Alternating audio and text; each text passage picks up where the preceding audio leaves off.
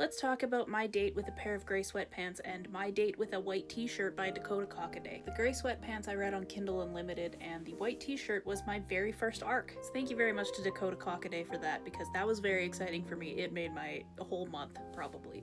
These are technically standalone stories, but the Gray Sweatpants technically comes before the White T-Shirt, so if you're going to read them both, I would read them in that order. First one starts with our girl Caitlin getting a pair of gray sweatpants at a thrift store in a grab bag.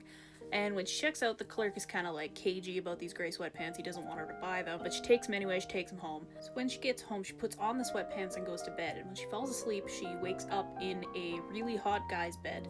They both think they're dreaming.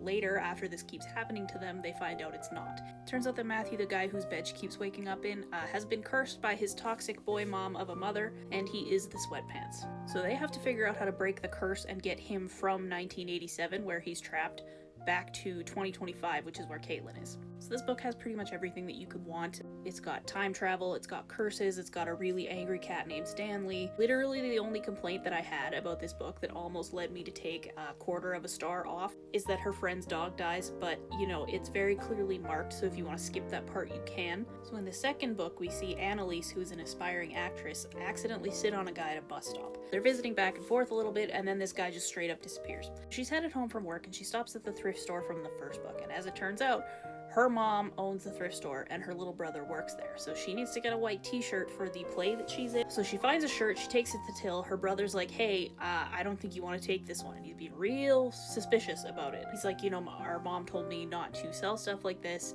you can't have it. She takes it anyway, she throws $5 at him, and she's gone. So over the next little while, she keeps seeing this guy that she met at the bus stop. One night, after she goes home from her dress rehearsal, she falls asleep and she wakes up in this guy's bed.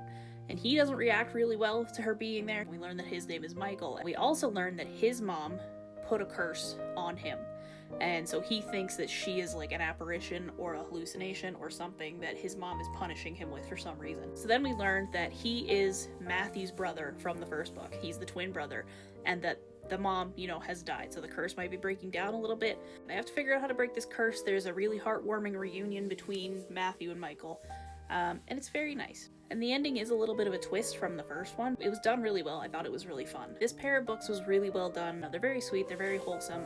I really enjoyed them. I feel like this would be a really good starter series if you're just looking into like dipping your toe into Sentient Object Romance for the first time. Both of these titles are out now. If you want to go look, check them out. As far as I know, they're both on Kindle Unlimited. They are a part of the Sentient Object Holiday series.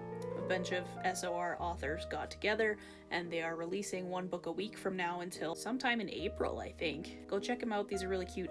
Highly recommend.